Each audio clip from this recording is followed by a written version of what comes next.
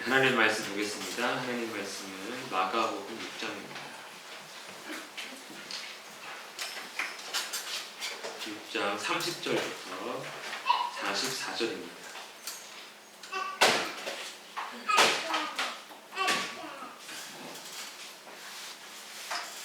마가복음 6장 30절에서 44절입니다. 찾았으면 한 절씩 교독하겠습니다. 사도들이 예수께 모여 자기들이 행한 것과 가르친 것을 낱낱이 고하니 이르시되 너희는 따로 한적한 곳에 가서 잠깐 쉬어라 하시니 이는 오고 가는 사람이 많아 음식 먹을 겨를도 없으시나 이에 배를 타고 따로 한적한 곳에 갈새 그들이 가는 것을 보고 많은 사람이 그에 있는 인을 앉으라 모든 고을로부터 도보로 그곳에 달려와 그들보다 먼저 갔더라. 예수께서 나오사 큰 무리를 보시고 그 목자 없는 양 같음으로 인하여 불쌍히 여기사 이에 여러 가지로 가르치시더라. 제가 저보러 가매 제자들이 예수께 나와 여짜오되 이곳은 빈들이요 날도 저물어 가니 무리를 보내어 그 촌과 마을로 가서 무엇을 사 먹게 하옵소서. 대답하여 이르시되 너희가 먹을 것을 주라 하시니 여짜오되 우리가 가서 이게 되나리온에 떡을 사다 먹이리이까. 이르시되 너희에게 떡 몇 개나 있는지 가서 보라 하시니 알아보고 이르되 떡 5개와 물고기 2마리가 있더이다 하거늘 제자들에게 명하사 그 모든 사람으로 때를 지어 푸른 잔디 위에 앉게 하시니 때로 100명씩 또는 50명씩 앉은지라. 예수께서 떡 5개와 물고기 2마리를 가지사 하늘을 우러러 축사하시고 떡을 떼어 제자들에게 주어 사람들에게 나누어 주게 하시고 또 물고기 2마리도 모든 사람에게 나누시니 다 배불리 먹고 남은 떡 조각과 물고기를 12바구니에 차게 함께 거두었으니 읽겠습니다. 떡을 먹은 남자는 5,000명이었더라. 아멘. 5,000명. 잔치를 우리가 보통 이런 경우를 하게 됩니다. 그 외에도 이런저런 핑계로 잔치할 수 있지만 보통 돌잔치, 생일잔치, 결혼식을 통해서도 잔치하고요. 요즘 환갑은 가족끼리 하기도 하고 어쨌든 환갑, 그다음에 칠순, 고이, 팔순 이렇게 잔치합니다. 이 잔치 다 하시게 되기를 축복합니다. 네. 근데 요즘에는 잔치한다고 소식을 많이 못 듣는 것 같아요. 요즘 가족끼리 많이 해서 그런가 좀 문화가 바뀐 것 같습니다. 예전에는 이제 이런 잔치를 할 때 우리나라가 좀 더 체면이 중시하기 때문에 하객이 굉장히 중요합니다. 그래서 이쪽은 와야 되는 거죠. 그렇죠. 5,000명이 오려면 얼마나 큰 대관을 해야 되는지 모르겠지만 오늘 제목이 5,000명이니까 5,000명쯤에 하객은 와야 그래도 내 체면에 서지 않겠냐 해서 어쨌든 잔치할 때 많이 초대하려고 합니다. 그리고 뿌린 게 있으면 또 거두는 게 있어야 되니까 여러 가지로 잔치의 하객은 중요합니다. 여러분들의 잔치에 손님들이 몇 명 오셨으면 좋겠어요? 전 세계에 생존게 됐으면 좋겠죠. 예. 그리고 이제 축가도 누군가가 나와서 부릅니다. 오늘 보면요, 이제 오늘 말씀 이전 그리고 지난주 말씀과 사이에 헤롯의 생일 잔치가 하나 기록되어 있습니다. 말씀을 나누지 않지만 세례 요한이 어떻게 죽었는지에 대한 기록인데 헤롯이 자기 생일에 이제 많은 사람들을 초대해서 잔치를 벌일 때 헤로디아의 딸이 나와서 축가를 부릅니다. 그리고 춤도 춥니다. 헤로디아가 누구냐면 헤롯의 아내입니다. 근데 헤롯의 딸이라고 하지 않고 헤로디아의 딸이라고 한 이유는요, 헤롯의 딸은 아니에요. 그러니까 헤로디아는 사실 헤롯의 동생의 아내인데 이제 헤롯과 바람이 나고 불륜으로 동생에게서 아내를 뺏어 옵니다. 그때 이제 딸도 데리고 온 것 같습니다. 그리고 그 딸이 나와 춤을 추는데 헤롯 왕이 아주 기뻐합니다. 그래서 소원을 묻습니다. 네 소원이 무엇이냐? 내가 다 들어주겠다. 이렇게 했더니 이 헤로디아의 딸이 어머니의 이제 말에 의해서 세례 요한의 머리를 원합니다. 이렇게 해서 헤롯 왕이 들어준다 했으니까 안 들어줄 수는 없어서 세례 요한의 머리를 잘라서 이제 소반 위에, 요즘으로 말하면 쟁반 같은 거 위에 머리를 가지고 옵니다. 겁니다. 이렇게 이제 세례 요한이 죽게 되는 것이죠. 그런데 제자들이 나가서 전도해서 놀라운 일이 일어나니까 어떻게 되는 겁니까? 헤롯이 내가 죽인 세례 요한이 다시 살아난 거 아니냐? 라고 할 정도로 예수님의 소문이 이제 어마어마하게 들린 것이지요. 이렇게 제자들이 이제 귀신을 쫓고 질병을 치료하면서 하나님 나라의 복음을 전하고 돌아왔습니다. 그리고 헤롯은 세례 요한이 죽었다 살아났다고 반응하는 일이 일어납니다. 우리 3절 말씀 한 번 더 읽겠습니다. 시작. 사도들이 예수께 모여 자기들이 행한 것과 가르친 것을 낱낱이 고하니, 전도 여행을 마친 제자들이 돌아와서 예수님께 이제 이야기를 하는 것이죠. 그런데 특이하게도 마가복음에 단 한 번 이 말씀에서 사도라는 말을 처음으로 쓰고 마지막으로 씁니다. 딱 한 번 기록되어 있는데, 우리가 소위 12사도, 사도 바울 할 때 사도는 보냄을 받은 사람이라는 뜻입니다. 그러니까 예수님께서 보내서 하나님 나라를 전하게 한 사람들을 사도라고 하는 것이죠. 그냥 보내는 것이 아니라 권세를 주셔가지고 보냈습니다. 이 사도들이 이제 돌아오게 된 것이죠. 이러한 의미로 볼 때 전도는 우리의 뜻이 아니고 주의 뜻이죠. 너희가 필요해서 제자로 삼았고 불렀으니까 이제 내가 너희를 보낸다. 주의 뜻이고요. 그리고 전도는 주의 일이 되는 것입니다. 그러니까 사실 우리는 이제 주님께서 우리를 보내신 거고 이 땅에 구원과 더불어 전도를 위한 뜻을 세우셨고, 또 주의 일, 이 전도의 일을 감당하도록 하기 위해 이제 우리를 제자로서, 또 자녀로서 삼아 주신 것입니다. 믿으십니까? 이렇게 이제 전도하고 왔습니다. 그러면 제자들의 마음이 어떻겠습니까? 귀신 도망가고 질병 쫓아나고 질병이 고쳐지고 하나님 나라가 증거되고 있으니까 얼마나 흥분되겠습니까? 우리가 무슨 일, 작은 일만 이렇게 해서도 흥분돼가지고 제잘제잘 막 떠드는데, 이 제자들이요 갔다 와서 자기들의 행한 것, 가르친 것 막 예수님께 이제 고하기 시작합니다. 그러고 보니까 전도는 행하는 것이고 가르치는 거구나 우리가 알 수 있고요. 이렇게 들은 예수님, 이 제자들이 고한 것을 들은 예수님 또 뭐라고 대답을 하셨겠죠. 착하고 충성되다, 잘했다, 내가 너희와 함께한 보람이 있구나, 이런 응답을 하셨을 것입니다. 저는 이렇게 우리가 행한 것과 우리가 오늘 하루하루 살아가면서 행한 것과 또 많은 사람들에게 전한 일들을 예수님께 항상 흥분해서 고할 수 있는 우리가 되기를 축복합니다. 우리의 일상이 되는 것이죠. 하루를 보내고 저녁이 되어서 자기 전이라든가 아니면 시간을 정해서 기도하는 것이죠. 주여, 내가 이렇게 행했고 이렇게 했는데 참 기분이 좋습니다. 아니면은 내가 이렇게 해서 좀 잘못된 일을 했는데 용서해달라고, 이렇게 이제 주님과 기도하는 것들, 이것이 이제 대화이자 기도가 되는 것이죠. 우리 일상에서 이런 일들이 많아지는 것이 아마 우리에게 더 이롭지 않을까 생각해 봅니다. 31절입니다. 시작. 이르시되 너희는 따로 한적한 곳에 가서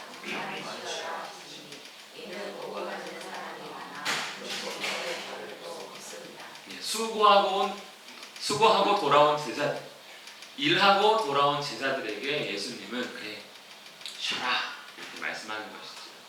일 뒤에는 쉼이 있는 것, 안식 있는 것이 하나님의 원리입니다. 그런데 문제는 무엇입니까? 회복을 해야 되기 때문에. 근데 문제는 무엇입니까? 쉴 수 없는 상황이라는 거예요. 여전히 주님과 함께하고 있지, 주님과 함께하는 건 좋은데, 돌아온 건 좋은데, 여전히 많은 사람들이 예수님과 제자들 주변에서 바쁘게 사역을 해야 하는 상황이 된 것입니다. 쉴 수가 없는 것이죠. 그래서 한적한 곳으로 가야 합니다. 한적한 곳에 가자 한 것이죠. 32절 33절입니다. 시작. 이에 배를 타고 따로 한적한 곳에 갈새 그들이 가는 것을 보고 많은 사람이 그들인 줄 안지라. 모든 고을로부터 도보로 그곳에 달려와 그들보다 먼저 갔더라. 따로 한적한 곳으로 이제 가지 않으면 쉴 수 없는 곳이죠. 아마 가버나움에서 이제 너무나 바쁜 사역을 한 나머지 이제 가버나움에는 뭐라고 얘기합니까? 어디 쉼터에 가도 사람들이 따라오고 어디들 가도 사람들이 몰려오니까 아예 다른 지역으로 가는데 누가복음을 보면 배를 타고 간 지역이 이제 벳세다라고 말합니다. 사실 벳세다는요 가버나움에서 배를 타고 갔는데 멀리 있으니까 바로 옆으로 간 겁니다. 걸어서 가는 게 더 빨라요. 근데 아마도 이제 사람들을 조금 떨어지게 하고 거리를 두기 위해서 배를 타고 간 것 같습니다. 하지만 가깝잖아요. 사람들이 보고 벳세다로 가는 거 아니야 해서 이제 따라가기 시작합니다. 배를 타고 간 벳세다의 어느 작은 동산일 수도 있고요. 어디 한적한 곳일 겁니다. 아마 성경에 의하면 쉴만한 물가, 푸른 초장 이런 걸 상상하며 드디어 우리가 좀 쉬는구나 하면서 배를 타고 가지 않았겠습니까? 하지만 이제는 제자들도 유명해졌습니다. 예수님이 유명했는데 제자들이 따로 전도여행 갔다 왔거든요. 그러니까 이제 예수님만 보고 모였다면 이제는 많은 사람이 그들인 줄 안지라. 저 사람들 예수님과 함께 했던 사람들 아니야? 그리고 예수님이 안 보였는지 어쨌든 알아봅니다. 그래서 쫓아갑니다. 벳세다로 가는 것 같아 해서 이제 그들보다 먼저 달려와서 벳세다의 자리를 잡은 것이죠. 원래 유명해지면 어떻습니까? 쉬지 못합니다. 그렇죠? 우리 연예인들 보면 데이트도 차 안에서 하고 잠도 차 안에서 자고 얼마나 불쌍합니까? 돈은 많지만 어디 가서 편하게 쉴 곳이 없는 것이죠. 그게 좀 유명세 같아요. 우리도 유명세를 좀 누리면 좋긴 하겠지만 어쨌든 없으면 없는 대로 있으면 있는 대로 감사한 것 같습니다. 우리 34절입니다. 시작. 예수께서 나오사 큰 무리를 보시고 그 목자 없는 양 같음으로 인하여 불쌍히 여기사 이에 여러 가지로 가르치시더라. 예수님께서 이 쫓아온 무리들, 다시 쫓아온 무리들을 보았습니다. 쉬고자 했던 계획은 완전히 무산됐습니다. 예수님이 차라리 나서서 돌아가시오, 한 4시간 이후에 만납시다, 아니면 내일 만납시다, 우리 너무 피곤해서 오늘은 더 이상 응대할 수 없습니다, 이렇게 했으면 좋겠는데 이분 마음이 또 전혀 그러지 않는 거예요. 무리를 보시고 이제 쉬기는 글렀구나 된 거죠. 쉴만한 물가와 푸른 초장인 줄 알았더니 그곳마저도 이제는 일터로 변하는 순간입니다. 많은 사람들이 우리에게 나온다면 사실 우리도 거절할 수 없는 것이죠. 전화 와서 힘들다 하면 가서 만날 수밖에 없는 것이 사실 그리스도인의 모습 아니겠습니까? 왜 그렇습니까? 불쌍하니까 그런 것이죠. 불쌍하니까. 특별히 목자 없는 양 같음으로 인해 불쌍하다고 말씀하고 있습니다. 도대체 목자 없는 양은 어떤 심각한 상황이길래 예수님이 이 사람들을 보고 쉬지도 못하고 다시 사역을 시작을 하셨냐는 것이죠. 이스라엘에게서 우리나라에는 목자라는 직업 자체가 흔하지 않기 때문에 목자가 뭔지 잘 모릅니다. 그런데 이스라엘에게 있어서 목자하면 이해가 되는 것이죠. 어떤 겁니까? 목자가 하는 일, 특별히 양무리, 자기가 맡은 짐승의 무리에게 물과 음식을 제공합니다. 집에서 키우는 게 아니라 데리고 다니면서 먹기 때문에 목자가 잘 데리고 다녀야 되는 것이죠. 다치지 않게, 잃어버리지 않게. 그러니까 단순히 소 염을 주듯이 어디 가둬놓고 밥 주는 게 끝이 아니라 그들을 이끌고 늘 다녀야 되기 때문에 음식을 제공해야 되죠. 그리고 그 다니는 그 양무리의 상태를 점검해야 됩니다. 그래서 아픈 애가 있으면 치료하고 돌볼 수 있어야 되는 것이죠. 그리고 그냥 이제 자연에 방목하다 보니까 어떤 위험으로부터 양들을 지켜야 됩니다. 약탈자가 있을 수도 있고요. 또 짐승이 와서 물어갈 수 있습니다. 그런데 그런데 예수님께서 이들을 바라보시면서 목자 없다 하셨어요. 이스라엘은 목자가 있습니다. 누굽니까? 율법학자들도 있고요. 랍비도 있고 공회원들도 있습니다. 많은 사람들이 스스로 자칭 목자라고 하면서 이렇게 이스라엘 백성들을 막 가르치고 있는데 예수님 보시기에는 없는 것이죠. 예수님 보시기에 이스라엘을 스스로 목자라 자처하는 사람들은 그저 자기 배에 넣기를 원하는, 자기만 벌이를 원하는 그런 사람들로 보인 것입니다. 그래서 예수님은 목자 없는 양물이다. 무슨 의미입니까? 이러한 것들을 하나도 제공받지 못하는, 음식도 먹지 못하고 보호도 받지 못하고 아프면 치료받지 못하는 그런 백성들이라는 것이죠. 그래서 이 목적 약물이의 특징은 뭡니까? 그냥 맹목적으로 따릅니다. 잘 모르니까. 너무나도 간절하니까 항상 어떤 유명한 사람이 있다 하면, 어떤 잘 나가는 사람이 있다 하면 오늘은 이 사람, 또 내일은 저 사람, 이렇게 막 휘둘리는 것이죠. 휘둘리는 것이죠. 요즘 뉴스를 보면 다시 또 뭐 투자 붐이 일어나고 있는지, 뭐 증권 주식사 살아나고 있는지, 뭐 반도체주도 한번 많이 나오더라고요. 그러면 어제는 AI주, 오늘은 반도체주 하니까 막, 그리고 뭐 5월달에 파세요 그러니까 또 팔았다가 또 샀다가 뭐 이런 뉴스를 보면서 생각이 났습니다. 아, 딱 우리가 목적 양이구나. 여기서 좋다 하면 이거 따라갔다가 또 여기서 좋다 하면 우르르 여기 갔다가 이러고 있구나라는 것이죠. 부족하지만 채워지지 않는 사람들, 연약하지만 도움받지 못하는 사람들, 슬프지만 위로가 없는 사람들, 아프지만 치유받지 못하는 사람들이 바로 이 목자 없는 약물이와 같다는 것이죠. 그래서 어떻게 합니까? 흔들리지 않는 반석을 찾았어. 정말 푸른 초장과 쉴만한 물가가 어딘지 한번 모르니까 그저 여기저기 방황하는 인생. 이것이 목자 없는 약물이와 같은 인생이죠. 그래서 자기가 거할 성을 찾습니다. 요새를 찾습니다. 혹시 물질이 많으면 괜찮을까? 권력을 잡으면 괜찮을까?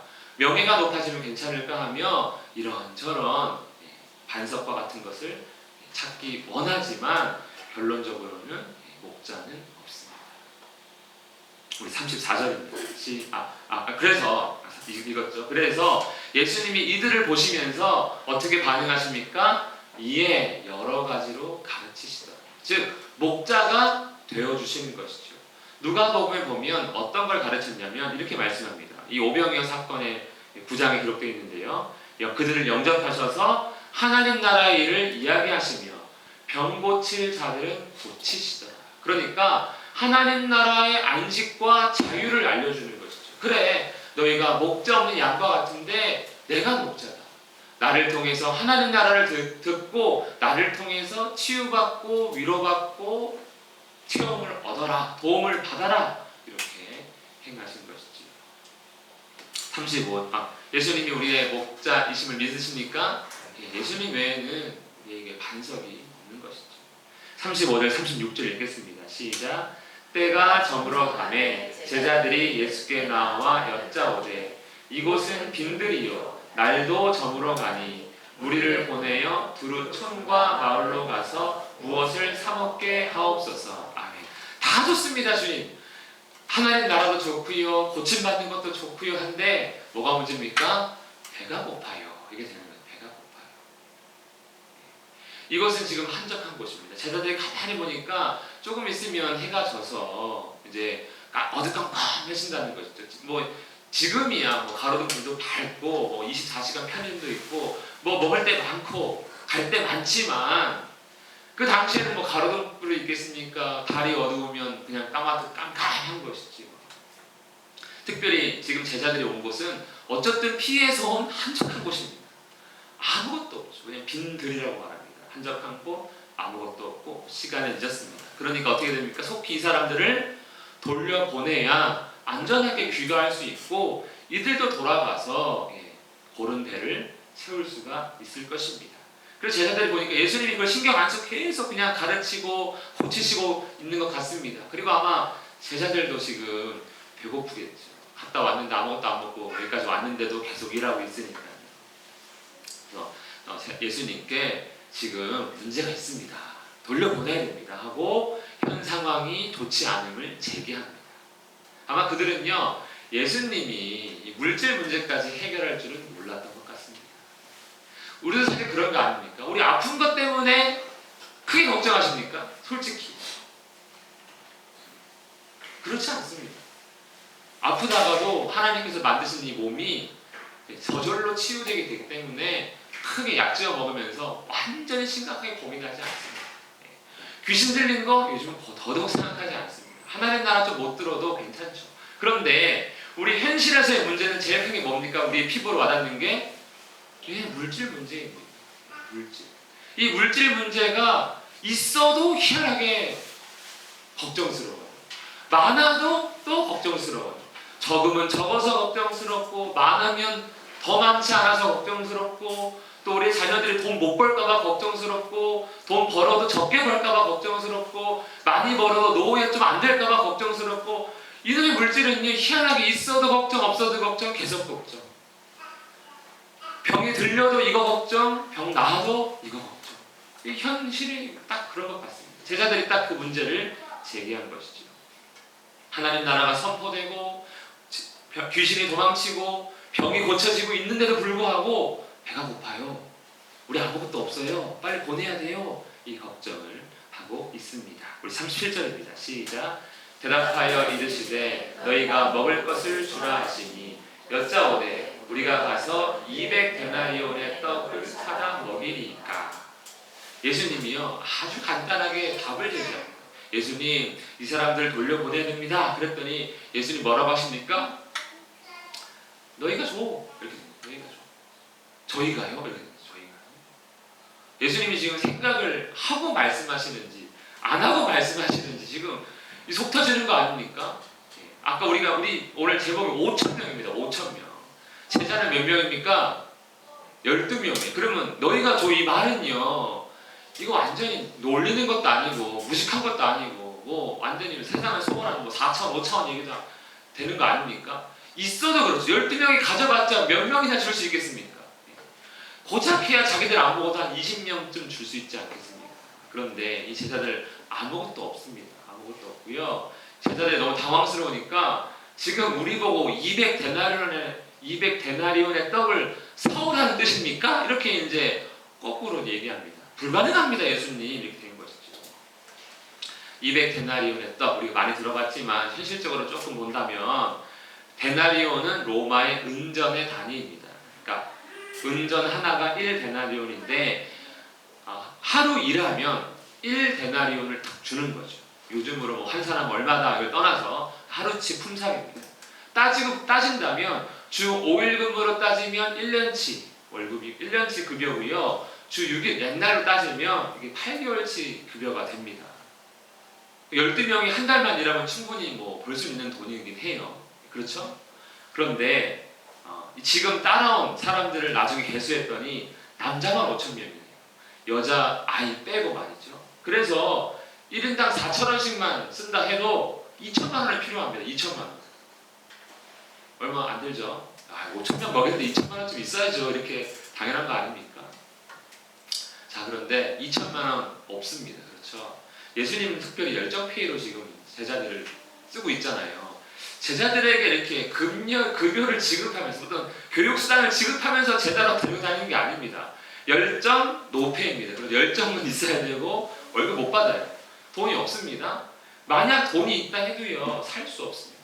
5,000명이 우리 교회에 몰려왔어요. 갑자기 목사님 점심을 먹어야 되는데 지금 점심 준비가 안 됐습니다. 그래요? 2천만 원 드릴 테니까 가서 사오세요. 그러면 여러분 이 5,000명분 사올 수 있습니까? 갑자기 5,000명이 온다고 예약하면 아마 우리 한 달 전부터 준비를 해야 될 겁니다. 현실이 안 돼요. 돈이 있어도 살 수 없고요. 만약 산다 해도 그거 어떻게 갖고 올 겁니까? 12명이 가가지고 못 갖고 옵니다. 뭐 쿠팡에 뭐 로켓 배송 있는 것도 아니고요. 있다 해도 5,000인분 올라면 로켓 배송 차가 몇 대가 와야 됩니까? 불가능한 것이죠. 예수님의 해결책 너희가 주라 정말 생각 없이 말씀하신 것 같습니다. 현실적으로 절대로 불가능한 이야기를 예수님이 하신 것이지요. 그래서 이제 이렇게 다시 묻습니다. 38절입니다. 시작. 이르시되 너희에게 떡 몇 개나 있는지 가서 보라 하시니 알아보고 이르되 떡 5개와 물고기 2마리가 있더이다 하거늘. 아멘. 뭐가 있습니까? 네, 떡, 물고기 2마리, 빵 5개가 있습니다. 이거밖에 없습니다. 이거밖에 없습니다. 뭡니까? 빨리 돌려보내야 됩니다. 다 뒤져봐도 이거만 나왔어요. 그러니 어서 돌려보내야 됩니다. 아마 이런 뜻으로 이야기를 하지 않았겠습니까? 예수님이 이거 갖고 뭐 할 거야? 그런 기대했다면 애시당초 돌려보내라는 말도 하지 않았을 것입니다. 그런데 예수님의 답이 여기서 또 답답합니다. 제자들에게 시킵니다. 가서 이 사람들을 때를 지어 저 푸른 초장 위에 잔디 위에 앉게 해라. 이렇게 합니다. 그래서 50명씩 100명씩 모아서 앉아라 이렇게 시킵니다. 아마 이것도 큰 일이죠. 5,000명 이상 되는 사람들을 이렇게 무리지어 앉힌다는 거 쉽지 않습니다. 어쨌든 이렇게 때로 가서 앉게 해라 이렇게 합니다. 이게 지금 밥 주겠다는 얘기 아닙니까? 우리 어디 소풍 가면 자 돗자리 펴세요 그러면 무슨 시간이에요? 아 이제 밥 먹는 시간이구나 하는 거죠. 한참 이동하다가도 자 이제 돗자리 펴고 자리에 앉습니다 그러면 아 밥 먹겠구나 이렇게 하는데 예수님이 딱 그렇게 시킨 거예요. 이제 밥 먹자 한 것이죠. 밥 먹자. 아니 지금 물고기 2마리 보리도 5개인데 어떻게 밥 먹자가 나옵니까? 그런데 여기서 놀라운 일이 납니다. 코끼리를 냉장고에 집어넣는 사건이 일어나는 것이죠. 함께 읽겠습니다. 시작. 예수께서 떡 5개와 물고기 2마리를 가지사 하늘을 우러러 축사하시고 떡을 떼어 제자들에게 주어 사람들에게 나누어 주게 하시고 또 물고기 2마리도 모든 사람에게 나누시매. 아멘. 자, 코끼리를 냉장고에 어떻게 집어넣습니까? 문을 연다. 그렇죠. 코끼리 냉장고에 문을 연다, 코끼리 넣는다, 문 닫는다. 똑같습니다. 축사하시다, 떡을 떼고 나누다, 물고기 나누다. 믿으십니까? 이게 지금 코끼리 냉장고 넣는 거 똑같은 거 아닙니까? 뭐 설명이 따로 없어요. 하나님 감사합니다. 자, 떡 받아가세요. 물고기 받아가세요. 뭐 설명이 없습니다. 그런데 놀라운 건 이것이죠. 다 배불리 먹고. 믿으십니까? 네. 사람들이요 배불리 먹었다는 겁니다. 빵과 물고기가 어떻게 많아지게 되었는가? 이게 관심사가 아니에요. 그 물고기 2마리와 보리빵 5개로 사람들이 배부르게 먹었다가 팩트입니다. 팩트. 그게 사실이라는 거예요. 중요한 건 예수님은 먹이십니다. 있든 없든 우리를 돌보시는 분이다. 뭐까지도요? 우리 육신까지도, 우리 물질까지도 주님은 채우실 수 있다 하는 것을 보여주고 있습니다. 푸른 초장 위에서 풍요로운 잔치가 일어났죠. 아까 우리가 처음에 나눴던 헤롯의 생일잔치와는 좀 대조됩니다. 거기는 먹을 게 풍성했지만 사람의 머리가 쟁반위에 담겨서 들어와야 하는 그런 무서운, 차라리 안 가느니만 못한 잔치였다면 이 잔치는 아무 기대 없이 정말 쫄쫄 굶겠구나 했는데 풍성히 모든 사람들이 먹게 되는 그런 풍요로운 잔치가 어느 날 갑자기 이루어지게 된 것이죠. 손해보는 건 누구예요 지금? 제자들. 예수님의 제자로 따라다니면 잔치에서도 피곤한 것 같습니다. 우리 43절 읽겠습니다. 시작.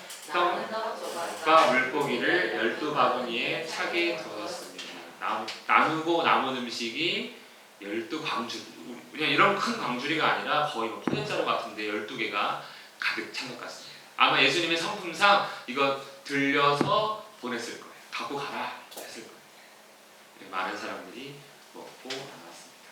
그리고 떡을 먹은 남자 몇 명입니까? 5,000명이었다.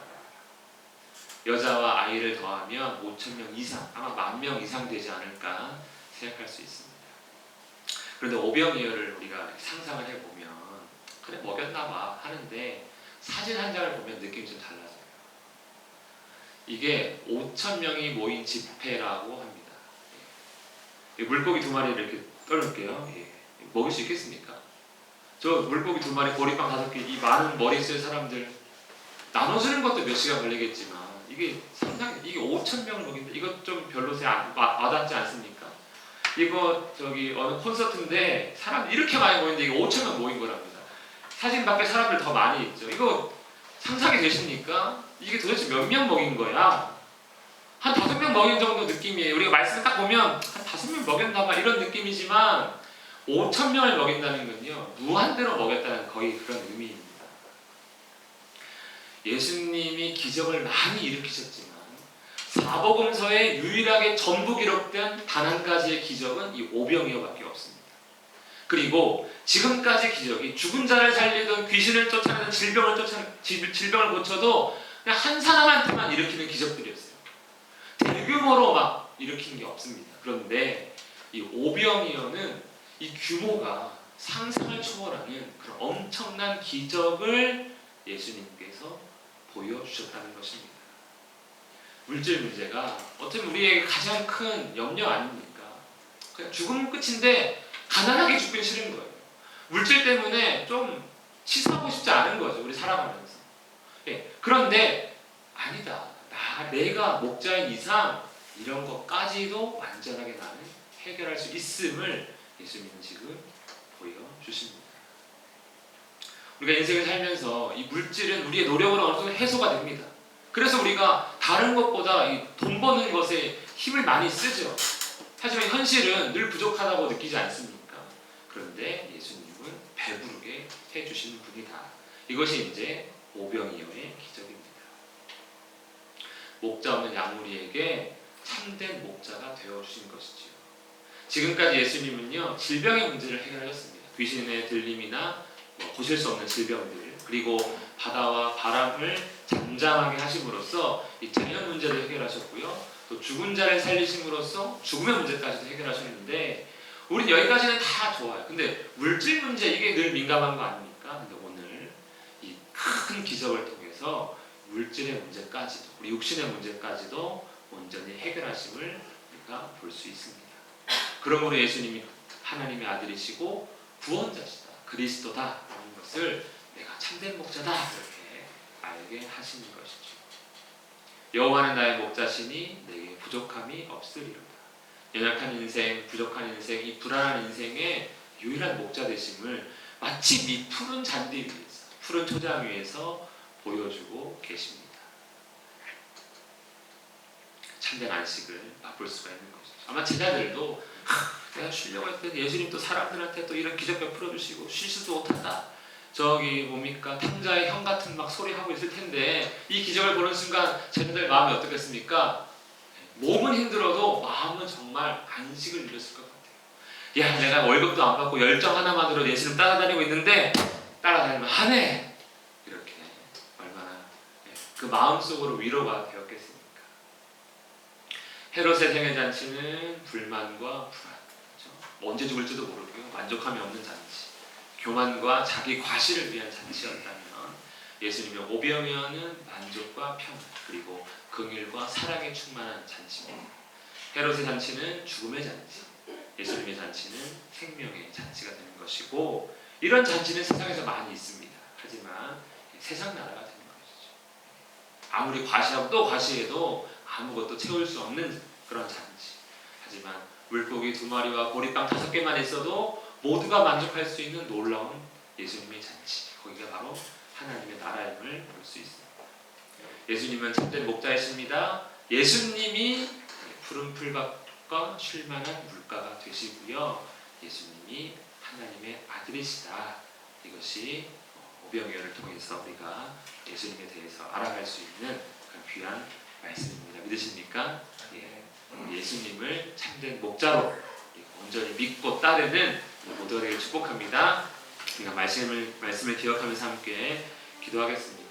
참된 목자이심을 온전히 알게 하시고, 그래서 모든 것을 주님께 맡기는, 주님만 따르는 우리가 되게 하시고, 또 인생의 모든 문제 앞에서 예수님만이 유일한 해답임을 깨닫게 하시고, 또 세상에 감춰진 그런 죽음보다, 세상의 화려함에 감춰진 죽음보다 예수님 안에 있는 생명을 볼 수 있는 우리가 되게 달랍게 기도하겠습니다.